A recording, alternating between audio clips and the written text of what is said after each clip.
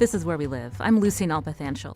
You know it's a bad idea, but it is tempting to log on to the internet to look up information on ailments and other health conditions.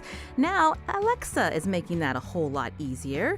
But should you trust the information she gives you? Coming up, we'll hear more from Courts reporter Catherine Foley. Now, have you been to a baseball game lately, specifically a Yard Goats game in downtown Hartford? The ballpark has brought thousands of people to the area since it opened, but not much else has been developed in the area known as Downtown North. That may change according to the latest from the Hartford Courant. Business reporter Kenneth Gosling will update us on a new developer who's taking a shot at redeveloping the area. Now, what will it mean for Hartford residents? We'll find out just ahead. But first, this week the State Bond Commission is expected to vote on Governor Malloy's plan to study tolls. The cost is a whopping $10 million. Connecticut Post reporter Bill Cummings will explain why it's coming before the Bond Commission versus a vote by Connecticut's General Assembly. That's in a few minutes. Now, our neighbor Rhode Island recently announced its new toll program made more than $500,000 in 1 month. Some lawmakers, like Democratic gubernatorial candidate Ned Lamont, told us on Where We Live that he'd like to see something similar here in Connecticut. But Rhode Island's program is not without controversy. For more, joining us from the studios at Rhode Island Public Radio is Scott McKay. He's political analyst for Rhode Island Public Radio. Scott, welcome to the show. Good morning. Now, I understand you were stuck in traffic this morning, but we're happy to hear your voice, Scott. Yeah, it's been, we call it only 2 seasons in Rhode Island, winter and construction. That sounds similar to Connecticut. So tell us, we wanted to compare what's happening and what has happened in Rhode Island to this continuing debate here in Connecticut about tolls. Let's hear a little bit about the backdrop of terms of before this toll program began. What were some of the discussions in Rhode Island about whether this is a good idea or not? Well, there was a lot of discussion about it, and we had some even political psychodrama over it. At one point, the State Department of Transportation closed a bridge that was faltering near the office of the House Speaker in the House of Representatives, a guy named Nick Mattiello, near his law firm, and he wasn't too happy about that.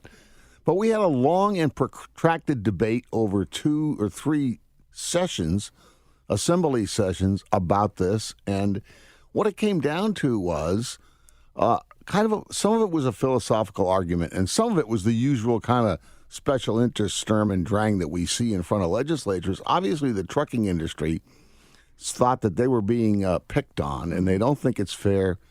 They're going to file a suit, they say, probably based on the fact that, interstate commerce, that states can't by themselves go in and work against this. And so that's pending, but the big fight was over whether or not this was just a stalking horse for tolling cars. And they got a lot of people upset about that because Rhode Island, except for a couple of places, the Newport Bridge is the most prominent, really doesn't have a history of tolling cars. We know some other states, Massachusetts and the Mass Turnpike, and New Hampshire tolls, Maine does tolls. Connecticut did them, of course, until you had that horrible car accident many years ago, in the 1980s, I believe. And so it was kind of a new thing in Rhode Island, and people were very upset. The Republicans made a big deal out of it because they're the minority party in the legislature, and they thought this would be a good issue for them, getting people riled up about the fact that the Democrats were going to impose car tolls, and the truck tolls were just the first stanza in this long song. Now, I believe that lawsuit has been filed, Scott. And so what is the trucking industry alleging where they're saying they're being treated unfairly? But does it have to also do with the Commerce Clause and yes, how they're legally able, how Rhode Island's legally able to only toll tractor trailers? Can you describe that for us? Well, they're upset because they believe that states shouldn't be able to erect these barriers state by state. I think that the trucking industry, as a lot of industries, they want to have predictable regulation, and that's what they're upset with, that one state is carving out something. Now, the reverse of that, of course, is the state claims, and it makes sense that trucks, these huge trucks, cause a lot more damage to the roads than the average passenger vehicle. Of course, they're much heavier. And the state also argues that they have to build bridges to stronger, sturdier standards because of the heavy loads that these trucks bring. So they're saying that the trucks, basically, this is a user fee, they're saying. And other states do this. I mean, to cross the George Washington Bridge, if you're a tractor trailer, you pay a toll of about $150. Now, you had mentioned that residents and some politicians are worried that this is a start of tolling all vehicles, not just tractor trailers. But for that to happen, there would have to be another bill approved by the legislature. Yeah, that was the compromise they worked out, that when they tolled the trucks, when they passed that legislation, they specifically put in there that cars were exempt. And there would be no way to expand this bill to cars without yet another vote of the legislature. And the speaker, the gentleman we referred to earlier, has vowed that he will not bring up any legislation as long as he's speaker that would extend the truck tolls to automobiles. This is Where We Live. Joining us from Rhode Island Public Radio is Scott McKay. He's a political analyst for Rhode Island Public Radio. We're talking about Rhode Island's new tolling program. I believe it's called Road Works, and it's only tolling tractor trailers. We know here in Connecticut for the last several sessions there has been discussion about whether the legislature should approve tolls. And here in Connecticut, the voters passed a constitutional lockbox so that money would go towards transportation projects. But in Rhode Island, is there any specific a vehicle for, so to speak, for this money to be used to fix the roads, or can it also go into Rhode Island's general fund? Well, no, the bill is, as passed, is supposed to put that money just into the roads, and it's part of a 10-year plan. However, we all know that when recessions come along, funny things happen at state houses, and in Rhode Island, we call it the scoop. They will sometimes scoop this money to try to balance the budget. They don't want to raise taxes in a recession. That's what happened the last recession. And so one legislature, as probably is the case in Connecticut also, I grew up in Connecticut, so I understand how things work a little bit there. In fact, I graduated from Lewis Mills High School over in Burlington. But so what happens is that one legislature can't bind another one. So, in other words, if the legislature came along, there's a big recession next year, they could perhaps scoop some of this money. Again, it's subject to a lawsuit, but in other years, they've taken gas tax money. They looked at all the ways of financing this, and one thing is the gas tax. And the problem with the gas tax is that you probably drive a car that gets 30 miles a gallon, and 15 years ago, you drove a car that got 15 miles a gallon. And with the coming of electric cars, fuel taxes are not as good a revenue stream as they once were. And so that was one of the problems here that they discussed. But no, a legislature could in future years take this money and put it somewhere else. But again, with the lawsuit on its way, I don't know how that will resolve itself, if you know what I mean. To get some Connecticut perspective on, again, this continuing discussion on whether Connecticut should toll, joining us by phone now is Bill Cummings. He's staff writer for Hearst Connecticut Media. You can read his stories at ctpost.com. Bill, welcome to our show. Yes, thank you. So we've heard that Rhode Island made more than $600,000 in this first month of tolling tractor trailers. How are politicians and others reacting here in Connecticut to Rhode Island's program, and whether Connecticut should move forward with something similar? Well, Connecticut has not talked, the legislature has not talked specifically about just tolling trucks. They want to toll everything. On all the highways and state routes that are four-lane roads. One Democratic candidate for governor has proposed a similar program to Rhode Island. Yeah, Ned Lamont, right? Ned Lamont, correct.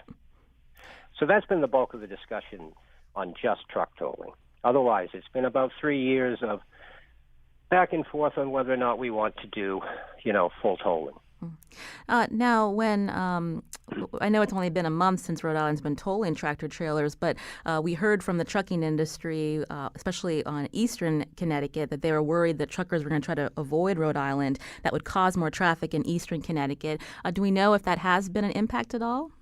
I have not heard that. I have not even seen anything written about that as of now, but Rhode Island is very early into its tolling, so that may very well be a problem.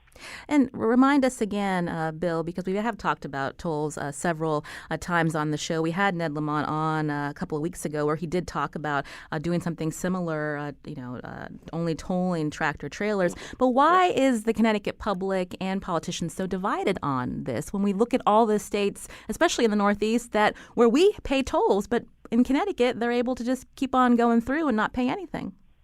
In a word, it's taxes. It's often cast as just another tax in an already overtaxed state. Republicans have been playing this very hard and perhaps successfully.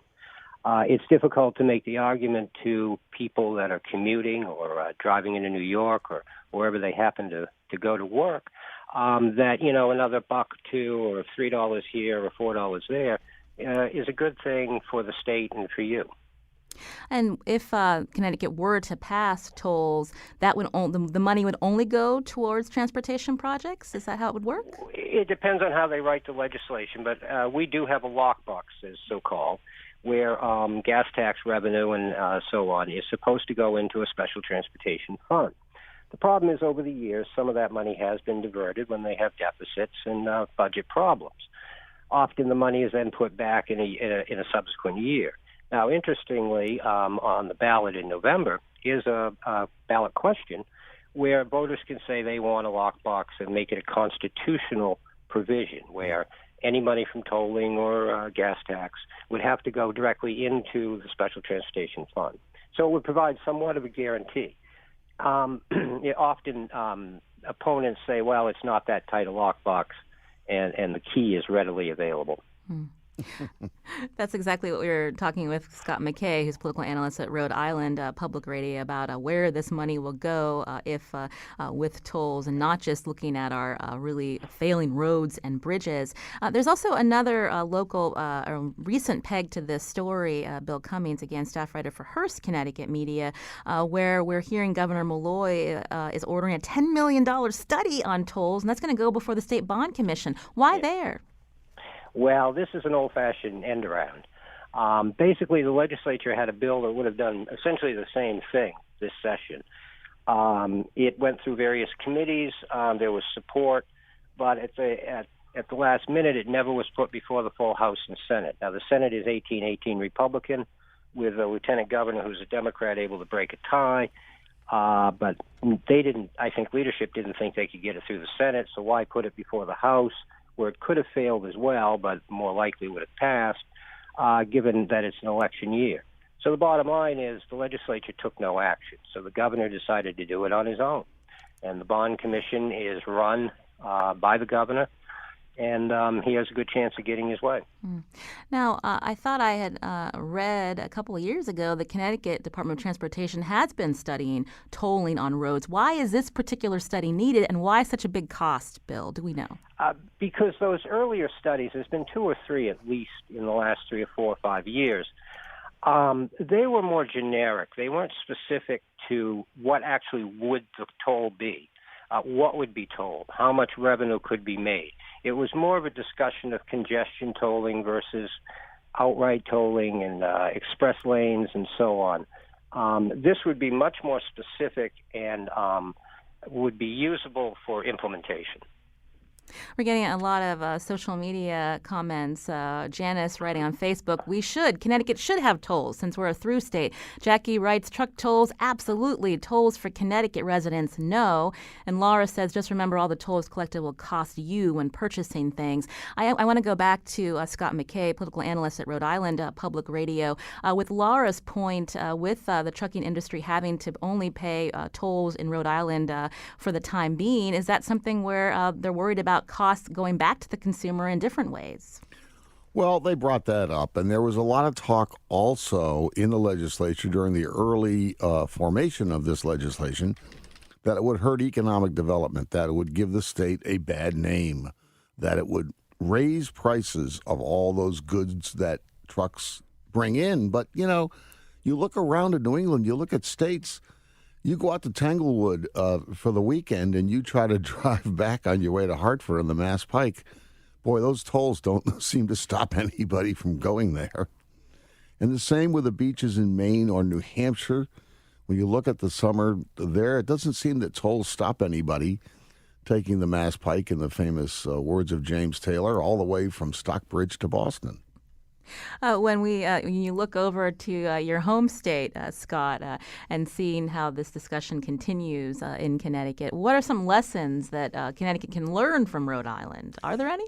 Yeah, I think the one thing you can learn is that you need early on to strike a good compromise between the revenue and how much you hit the truckers on. The earlier legislation that was passed by the Senate, but not by the House here, basically put higher tolls on them, and then the House whittled that down to something else. It's still supposed to bring in $450 million over 10 years, which is about 10% or so of this $5 billion road and bridge program that Rhode Island's on. The other thing is, when you talk about the lockbox, I understand what people feel. Mm-hmm. A lot of voters feel that they would have been burned over the years, because every time there's a recession, the deficits get, the river of red ink runs through the state budget. They look for little ways to patch it up, and they use that money, taking it from the road funds that are supposed to be dedicated to roads, whether it's the gas tax or, in Rhode Island, DMV, the registration fees that you pay on your cars. That was all supposed to be going towards the roads. And over the years, people got a little skeptical or even cynical, because, as Bill was pointing out, when you get a deficit, when you get a recession, legislators don't want to raise taxes. They look at the revenue streams they have, and they use what they have to patch other places in the budget. And here in Connecticut, we don't have much to work with in terms of our $1 billion deficits in the out years. I want to thank Scott McKay, political analyst at Rhode Island Public Radio. Also joining us by phone was Bill Cummings, staff writer for Hearst Connecticut Media. You can read his work at ctpost.com. Scott and Bill, thanks for joining us. Great to be here. This is Where We Live. I'm Lucy Nalpathanchel. Coming up, Hartford's long vacant downtown north neighborhood got a boost when the Dunkin' Donuts ballpark opened last year. What's the latest to turn around several vacant lots around the stadium? The Hartford Current's Ken Gosselin will update us after the break. Now, do you live in Hartford? What do you want to see city officials do to approve, and what projects to approve in downtown North or North Hartford? We want to hear from you too. Join our conversation, 860-275-7266. Email Where We Live at WNPR.org. As always, find us on Facebook and Twitter at Where We Live.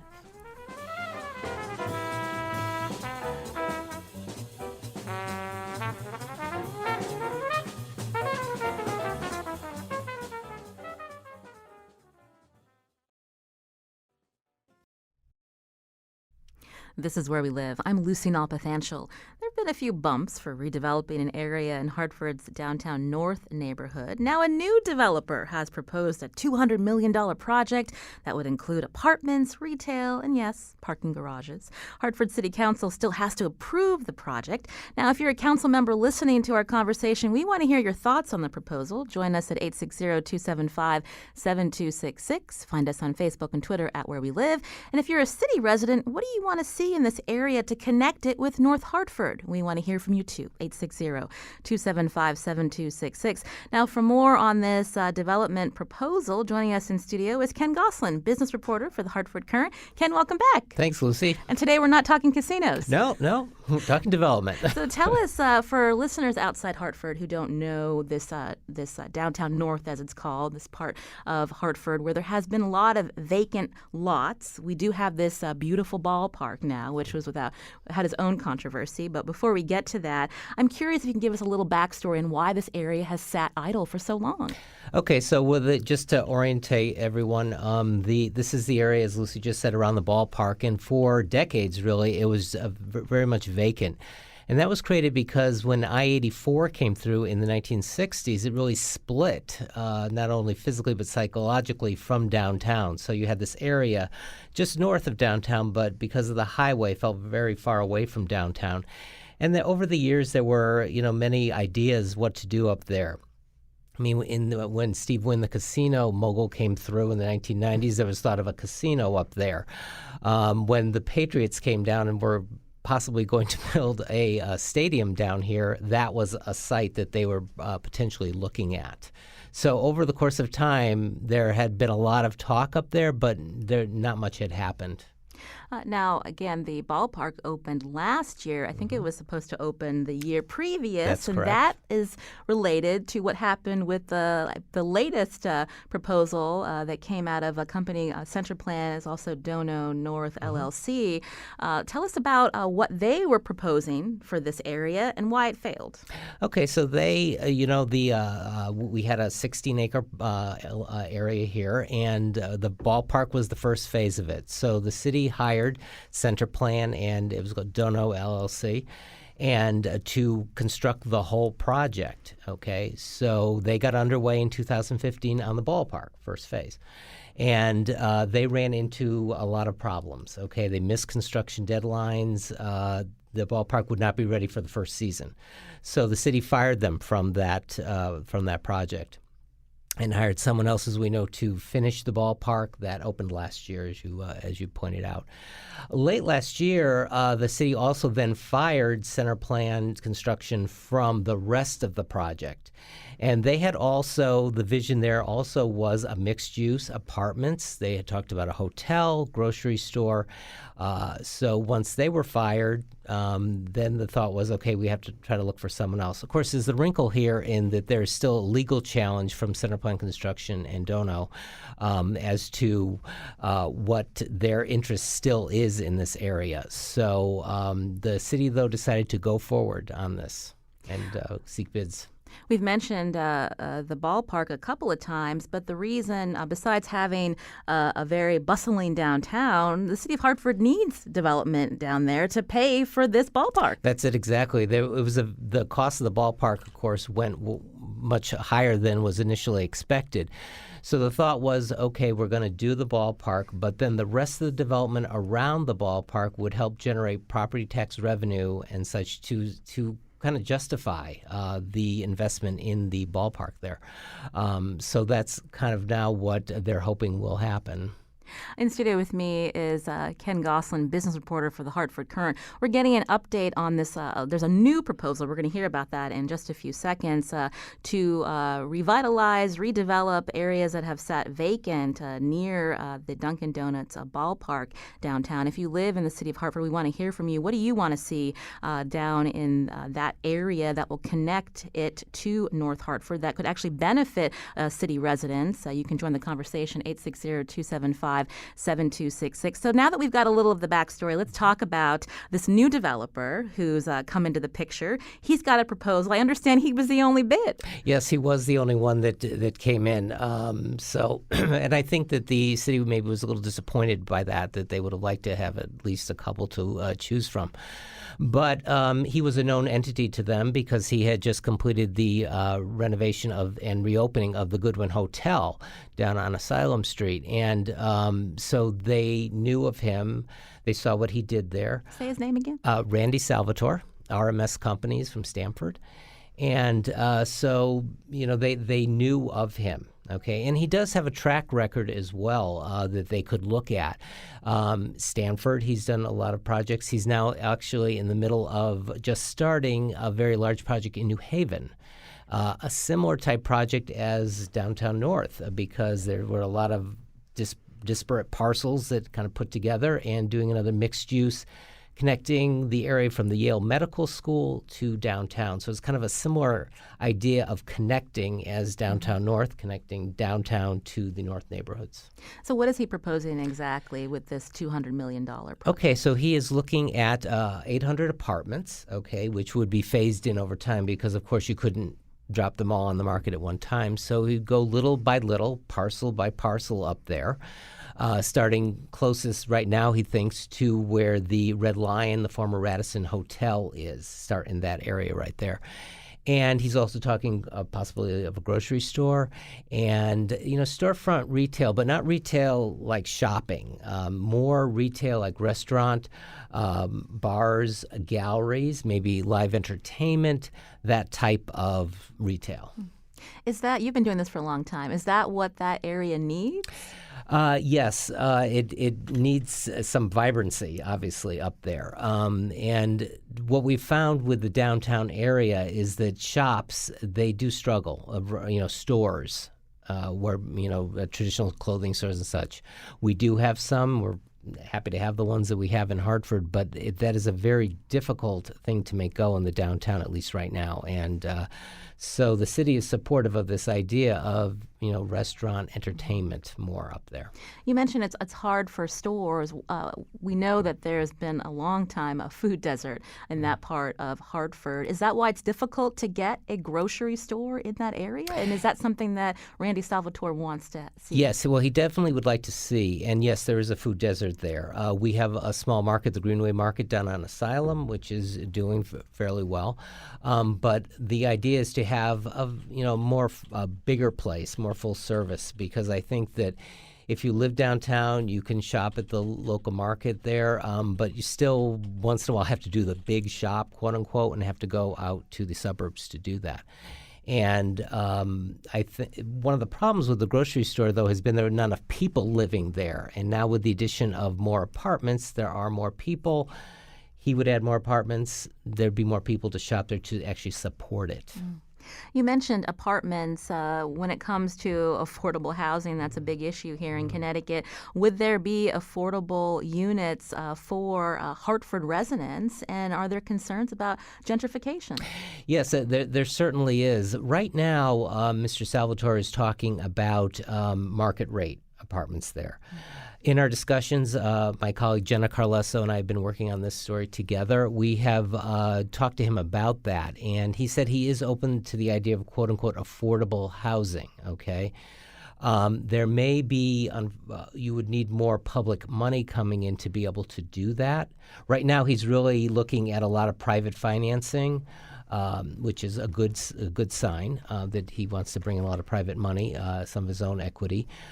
Would maybe need some financing from the Capital Region Development Authority for the apartments. But if you're going to take that other next step to affordable housing, there may be more that would be needed on top of what he's already talking about. Again, Ken Gosson's in studio with us, business reporter for the Hartford Courant, and talking about a proposal before the Hartford City Council in a few weeks, I believe, began to redevelop parts of 4 vacant parcels, I should say, near Dunkin' Donuts ballpark. You can join our conversation, 860-275-7266. Find us on Facebook and Twitter at Where We Live. I wanted to go back when I asked you about how this Randy Salvatore's bid was the only bid. This whole debacle surrounding what happened between the city of Hartford and CenterPlan and Dono LLC, did that hurt the city of Hartford in terms of how developers and other companies are seeing whether they can work with the city on a big project, multi-million-dollar project? I think that could have been in the background there, definitely. The thought that, there were all these problems and then the selection process and such. But what Mr. Salvatore said, and we asked him about that, he said that he's a fresh eye on this, and he really does feel that, being from outside, being from Stamford, starting to get to know the city of Hartford, that he sees a lot of opportunity here where others might not have seen it. So, and Stamford really has a lot going on, but they are very close to New York City. Yes, they are, exactly. Joining the conversation now, Larry from Hartford, I believe. Larry Deutsch, a member of City Council. Larry, welcome to the show. Yes, good morning, and thanks once again. So give us your take on this proposal that will be before you and your colleagues to redevelop that part of downtown Hartford. Is this something that the city needs? Of course it needs it. On the other hand, we emphasize, especially those of us in the minority, which happen to be working families, but all of us feel it's important to have look at the details, and in particular to make sure that those who live and work in it are fairly treated. And I mean by that, those who work in it should have a living wage, what we call, which is well above the minimum wage. It's been a big issue, and in the baseball park, for instance, you ask anyone who is serving you a hamburger or a beer if he or she gets what we call a living wage, which is above minimum wage, and you'll find the answer is likely no. And likewise, there should be a project labor agreement so that construction workers are guaranteed fair treatment and prompt payment for subcontractors and so on. These have been stumbling blocks, and we need in City Council to see the details as to what is not only offered but guaranteed and enforced, unlike some other projects in the city that have either fallen through or not have had proper observance for those who live and work in the areas and not just the commerce that is developed. You had mentioned some of the other projects that have failed. We were talking about what happened with Center Plan and Dono LLC. I believe there were issues with Dillon Stadium. As a council member, I mean, what are you looking for in terms of making sure that the developer is going to follow through with what they're promising and taking into account what city officials and city residents want to see? Well, we need adequate enforcement, of course, and that includes a vigorous procurement office, which has been criticized in the past, to make sure minority contractors are fairly treated. Sometimes there's too higher levels for bonding of minority and small contractors. Sometimes their payment is delayed, such that a state law was needed recently to ensure prompt payment of smaller minority and women contractors. And once again, ultimately, if it is a good mixed-use development, we would want and insist that those who work there, no matter what the job, be at least given a living wage and encouraged, of course, to have hired residents, Hartford residents hired. So, indeed, there's a walk-to-work feature to it, and not have the managers and owners from out of town who may pay substandard wages. One more question for you, Councilman. You've talked about the importance of a living wage, making sure there are minority contractors. But if this development goes through, how would that impact rising property values? Are you concerned about affordability for people who live down in that area? Yes, of course. That's a fine question. And we fervently hope that there be affordability within any housing that's developed there, so that it not be what's called a gentrified section of town, which, as you know, is a risk in any city. In New York, many people have to leave Manhattan and so on because they just can't afford. But there is public and affordable housing there, and there should be a component right within this donut project of affordability for folks, that don't have excess wealth and want to live and work just in the towers in big businesses. So yes, I am grateful that you mentioned the affordability of the residents there, as well as a good living wage for those who are fortunate enough to get a job in it. Councilman Deutsch again with the Hartford City Council. Thanks for calling in. Yeah, the last thing, if I could add, I hope quickly. The citizens are vigilant. Yes, every citizen in Hartford should be quite vigilant and make sure that the city authorities are on their toes, especially when a tax break is given, which is also likely. Every person should make certain that when a tax advantage, a tax fixing agreement is given, that all of us as citizens stay on top of it to make sure they are following through with their part of the bargain. Well, thank you again for your call. I wanted to go back to Ken Gosselin, business reporter for the Hartford Courant. Councilman Deutsch brought up a lot of different points. Let's talk about the question of a tax break. Yes, well, that is certainly something that often comes along with new developments, so that is definitely a possibility on the horizon there. So he does raise a very good point. And as far as I know, that this proposal just came out in the other week, at least, that the city had chosen him, and now it will go before the council for a vote. In terms of what are politicians in town feeling about this particular proposal? What are you hearing? Well, they're looking at it and they're reviewing it, and Mr. Salvatore has told us that he is initiating conversations with them to try to answer any questions they may have. So he is being open to whatever concerns that they may have. So that line of discussion has already been opened a bit. Anything we're missing, Ken, on this story? No, I think it will be interesting to see. It's a long-term thing we're talking about here. It's not something that's going to happen overnight. It may begin, as soon as next May, talking about the groundbreaking possibly. That may change depending on this lawsuit from Center Plan, if something surfaces with that, and it would take 5-6 years maybe. I'm glad you brought that up, this lawsuit from Center Plan, because they're saying that the city doesn't own those vacant lots anymore. Center Plan does. How will that slow down Randy Salvatore's plan if approved? Well, it could, depending on what is happening in court. A judge may make a ruling that saying that he cannot go forward. So there are many things that could happen. So it's kind of hard to look into the crystal ball and see exactly what might happen. Ken Gosselin again, business reporter for the Hartford Courant. Thanks so much for coming in. Thanks for having me in, Lucy. This is Where We Live. I'm Lucy Nalpathanchel. Now, do you depend on a virtual personal assistant like Amazon's Alexa? Coming up, we'll hear about whether it's a good idea to depend on her for health information. I think you know the answer to this, but it doesn't stop people from asking Alexa health-related questions. We're going to dive into that after the break, and you can join us too, 860-275-7266. Find us on Facebook and Twitter at Where We Live.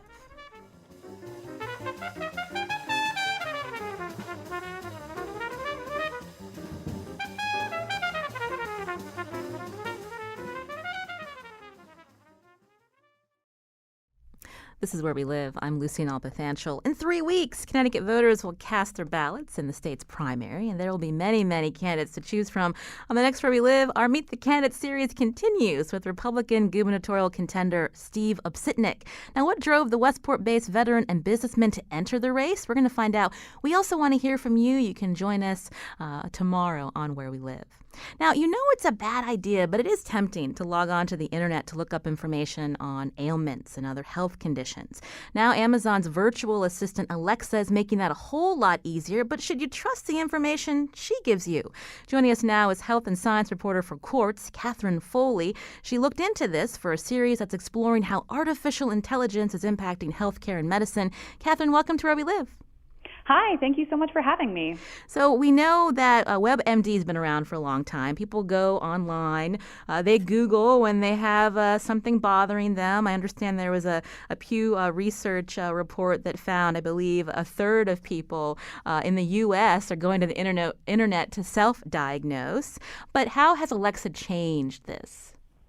Well, I think the thing that Alexa brings to the table is that it's a lot easier to use her. I mean, unlike, when you come home from work at the end of the day, the last thing you might want to do is fire up your computer or tablet or smartphone again to look something up on the internet. Instead, you can just use her name to ask for a response. Now, you're only going to get one response at a time as opposed to several that you can sort of scroll through, but it is a lot easier. In your reporting, you talk about there are two ways of asking Alexa and using her basic functions. So walk us through that, and it includes how Alexa accesses something called skills?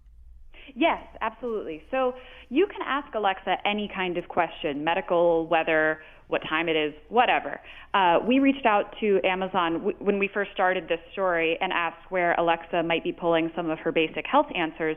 And a spokesperson for the company said that Alexa tends to pull from verified trusted sources, which include things like Answers.com, IMBD, Stats.com, and presumably WebMD for health-related questions. However, if you ask Alexa, how do I know if I have the flu, she might be pulling from WebMD, but you would not hear where she was getting that information in her response. The second thing you can do is install a skill on Alexa, and these are a little bit like smartphone apps, but for your voice user interface. So you can search on the Amazon skill library online, which is something you would have to do with a computer or tablet or your smartphone app, and you can look at, I think there are almost 1,000 health and fitness related skills. Now, these skills can be broken down into 4 separate categories. There are those that are fitness trackers, so they can, log your sit-ups for you. There are those that guide you through meditation or a workout. There are those that can, count calories for you if you would choose to give your Alexa that information. And there are those that offer advice or like medical advice, such as a diagnosis or treatment. And these skills, to use them, you have to install them on your personal device, and they should have disclaimers that make clear 3 things.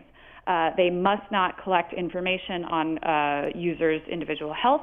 They must not imply that they are life-saving through their name or description. And they must have a disclaimer that says that they are not intended to replace medical advice or opinion. Some of them that we found went so far as to say that they could not guarantee that their information was correct or should be taken as entertainment. I've never thought that Googling my symptoms was particularly funny, but they're entertaining, but there's that. So to use these skills, you have to use a different invocation name. So you might say something like, Alexa, ask Dr. Dex to, why I have the flu. And then she will pull up from that app whatever answer that skill provides. And you might be able to see where that information comes from when you are installing the skill, but there's no guarantee that the skill would then tell you where it's pulling its information from. So when you and your co-author tested a bunch of these apps, or they call them skills, some of them were offering medical advice.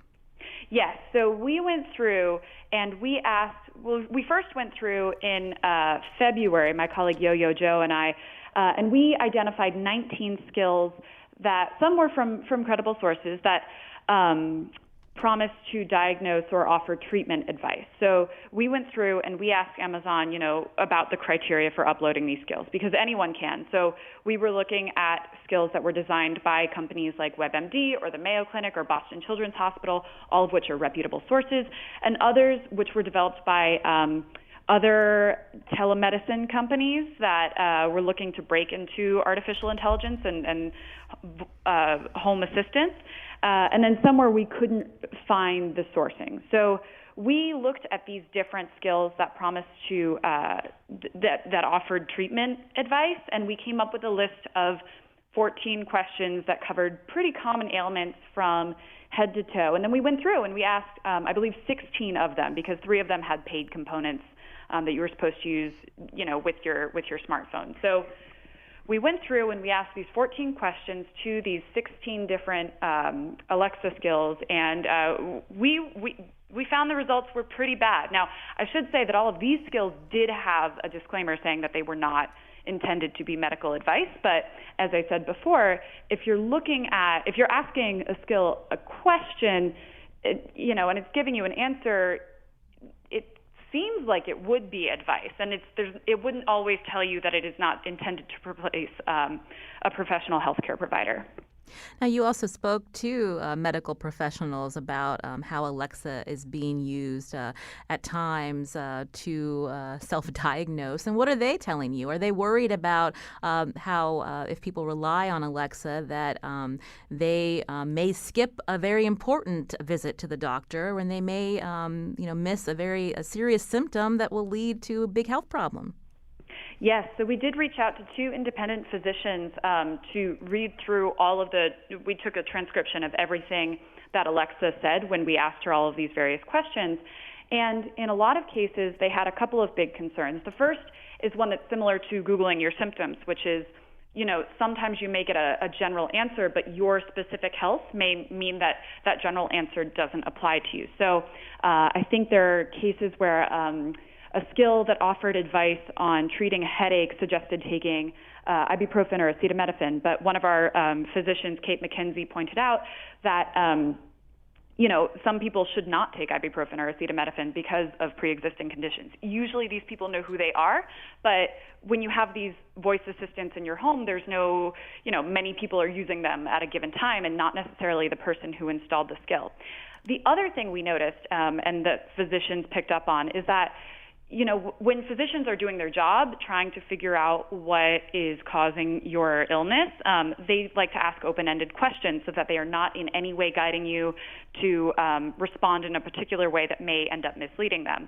And these skills tend to have a really hard time with open-ended questions. They really function on, they like to diagnose based on specific keywords. So if they hear flu, they'll start asking you questions related to bird flu or stomach flu or something like that. And that might have nothing to do with what is actually making you sick.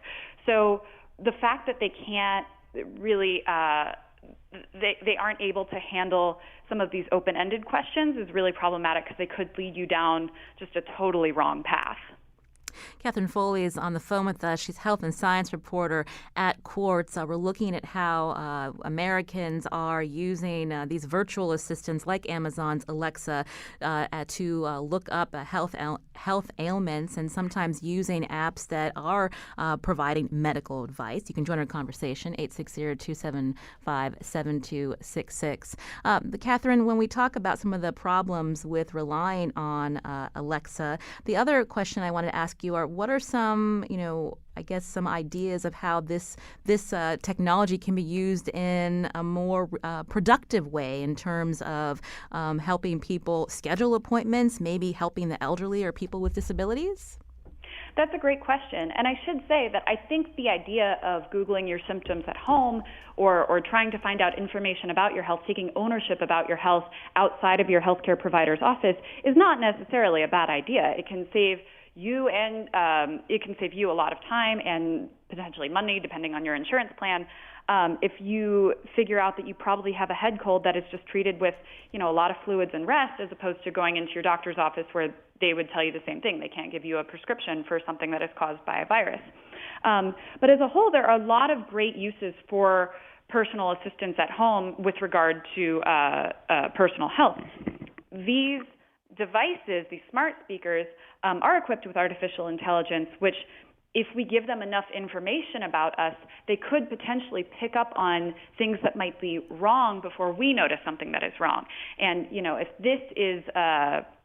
if that's the case, it would be great if your smart speaker at home notices that your language has changed recently and maybe you're not doing so well and you happen to have a history of depression or other mental illness, and it could say, hey, do you want me to make an appointment for you? You don't sound right. Of course, that's way far in the future when these devices are HIPAA compliant or the cloud service the cloud service equivalent, which right now Amazon Web Services do say that there is no HIPAA certification for their products, but they have their own sort of equivalent things, but I don't think the skills are there yet. The other use for these at-home smart speakers is they can be really useful for people with disabilities or elderly populations who might find it easier to speak and ask their device a question, especially if older people fall and can't get up. It's really great if they can just say, Alexa, I've fallen. Please call, my healthcare provider. Please call my at-home nurse or nurse who does house calls or something like that. So it could be a really useful life-saving device in these circumstances. At the moment, I think some of these skills are in development from some of the preliminary reporting we were doing on this story, but I don't believe they are totally useful yet. I'm chuckling because I've been saying Amazon's smart speaker's name, and some listeners are telling me that that's the wake word, and I'm triggering her. So my apologies for doing that. But I should ask you, Catherine, before we let you go, when you did contact Amazon about some of these app skills that are not having disclaimers, that are possibly offering medical advice, what has been, how have they remedied that, if at all? Well, so we first reached out in February when we flagged some of these skills that were specifically promised to either diagnose or help treat you. And Amazon, when we first flagged some of these skills, Amazon has since, there's one that has been removed. It was an Herbalife skill, which is a company that's a multi-level marketing scheme. And so that skill has been removed. And there's another skill that was made unsearchable, but is still available online. That one provides information about various types of cancer. And if you read some of the comments, it seemed like some people were actually taking it to heart just based on what they were saying. The other time we flagged, I believe we flagged in early July, we found 65 skills in the health and fitness category, which encompasses all of these health skills, not just diagnostic ones. And Amazon routinely responded that they routinely audit these skills, and that was about as much as we could get from them. Some of the health skills that we found that didn't have disclaimers were fairly benign. They were things that would help you, brush your teeth by telling you when to move in areas in your mouth. But others gave out facts about suicide, which is a little more problematic. Catherine Foley, again, is health and science reporter at Quartz. Thank you for talking to us about your series, again, looking at how artificial intelligence is impacting healthcare and medicine. We appreciate your time. Thanks. Thanks for having me. Today's show produced by Carmen Baskoff. And thanks to technical producer Kion Wolf. Also, WNPR intern is Andra Ellen. I'm Lucy Nalpathanchel. Learn more about the show, WNPR.org/where we live. Don't forget, tomorrow we're going to have Republican gubernatorial candidate Steve Upsitnik on. We want to hear your questions for him. The primary, again, only 3 weeks away. And we thank you for listening.